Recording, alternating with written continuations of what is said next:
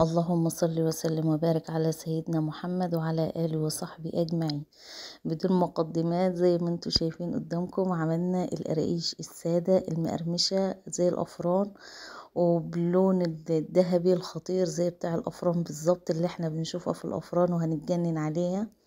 وعملنا كمان معاها كعب الغزال اللي هو بالعجوة ده، اللي احنا بيتعمل بعجوة أو ممكن ملبن.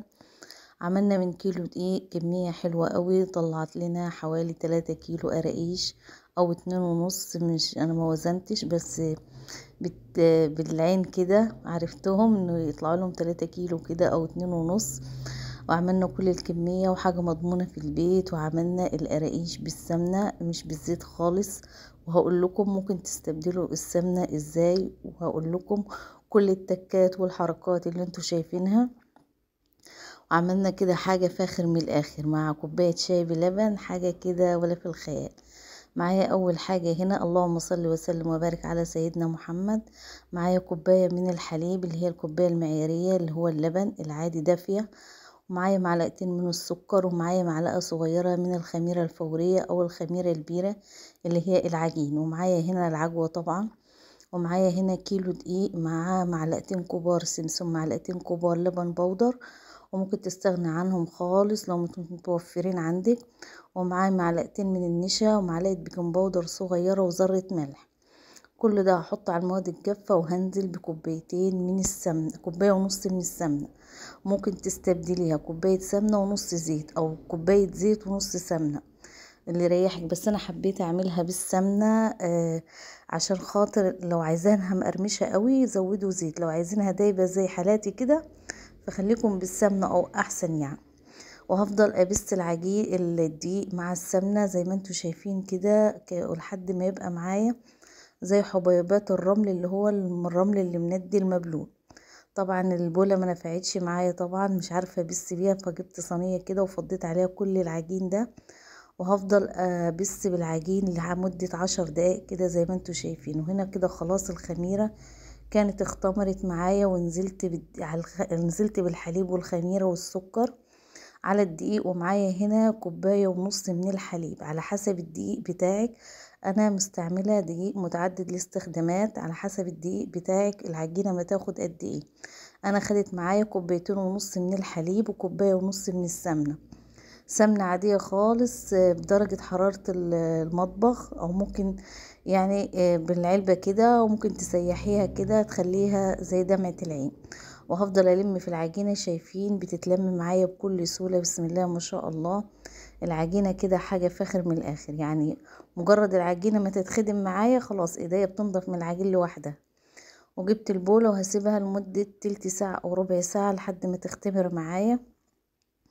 وبعد كده سبتها في مكان دافي، ورجعت لكم بعد ما اختمرت، وجبت كده كيس تلاجة وفردت عليه العجينة، شايفين بتتفرد معايا ازاي. وجبت النشابة كده، او هو النشابة الصغيرة زي ما انتوا حابين، ممكن تتفرد بايديكم بكل سهولة. العجينة بتتكلم عن نفسها، مش ناقصها اي حاجة. وهفضل افرد كده وهفرد بايديا، ممكن تستعملوا ايديكم، ممكن تستعملوا النشابة زي حالاتي كده. وبهجيب القطاعة بتاعة البيتزا دي او سكينة او قطاعة العادية بتاعة المعجنات الموفر عندك، احنا مش هنقف على اي حاجة. افضل اسوي كده القراقيش زي ما انتوا شايفين، وهقطعها، شايفين بتتقطع معايا بكل سهولة. وزي ما شفتوا كده في اول فيديو، هسمعكم صوت القرمشة كمان في اخر الفيديو كده. وهجيب صينية مش مدهناها اي حاجة، صينية تكون بتدخل الفرن، وهفرد كده العجينة. فانا لقيت الكيس كده بيضايقني، ففردت على الرخام على الترابيزة على طول زي ما انتوا شايفين. العجينة هينة ولينة وبتتفرد معايا بكل سهولة، مش محتاجة اي حاجة غير المكونات اللي احنا قلنا عليها في اول الفيديو. اللهم صل وسلم وبارك على سيدنا محمد. وهو كذلك لحد ما اخلص كمية القراقيش السادة، واوريكم كعب الغزال بيتعمل معايا ازاي.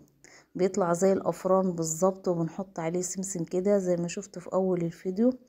بصراحة كانت حاجة خرافية، حاجة فاخر من الاخر.